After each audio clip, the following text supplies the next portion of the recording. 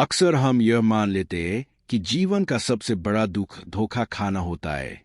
हमें लगता है कि पीड़ा वही शुरू और वही खत्म हो जाती है, लेकिन सच्चाई इससे कहीं अधिक कठोर है।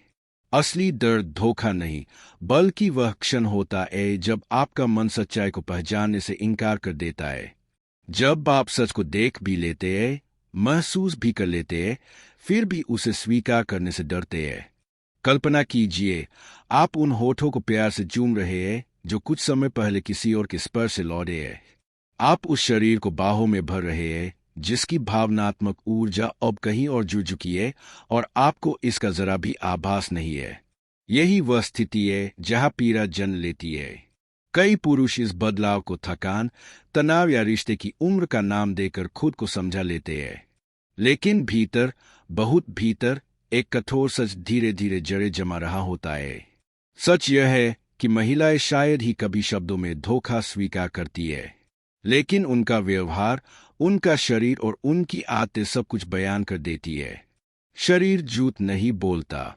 जब कोई स्त्री भावनात्मक रूप से किसी और से जुड़ जाती है, तो उसके स्पर्श में खंडक आ जाती है। चुंबन में वह गर्माहट नहीं रहती, आलिंगन खोखला लगने लगता है।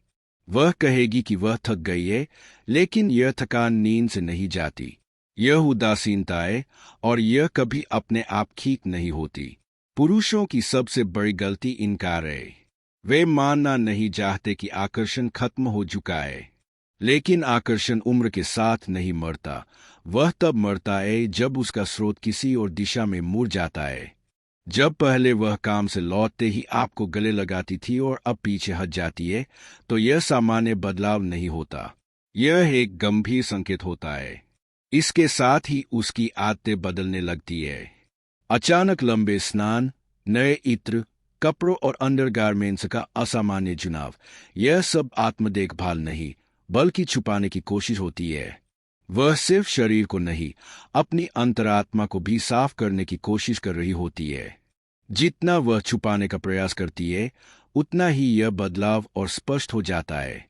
फिर आता है दोषारोपण का खेल। जब अपराध बोध भारी पड़ने लगता है, तो वह उसे स्वीकार नहीं करती। वह उसे आप पर डाल देती है। अचानक आप ही रिश्ते की समस्या बन जाते हैं। आप बहुत चुप है या बहुत ज्यादा बोलते हैं। आप जो भी करते हैं, वह काफी नहीं होता। यह चिलचिड़ापन बेतरतीब नहीं होता। यह एक मानसिक रणनीति होती है, खुद को निर्दोष साबित करने की।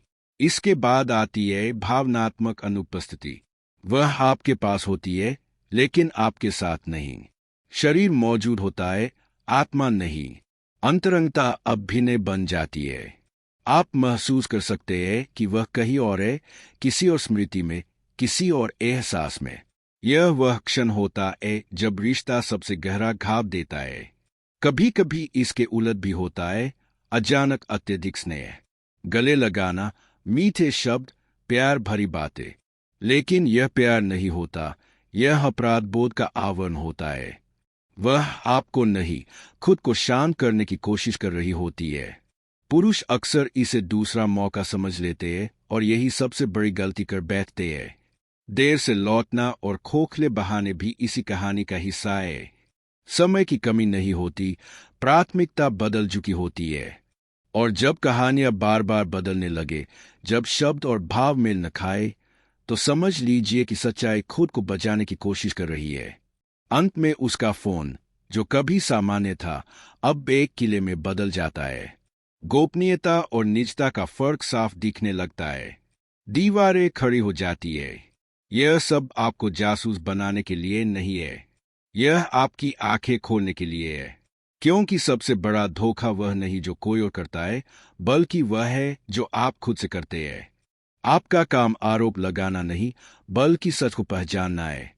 और अगर संकेत एक ही दिशा में इशारा कर रहे हो, तो सबसे मर्दाना फैसला अपनी गरिमा के साथ आगे बढ़ जाना है। क्योंकि प्यार कभी भी आत्मसम्मान की कीमत पर नहीं होना चाहिए।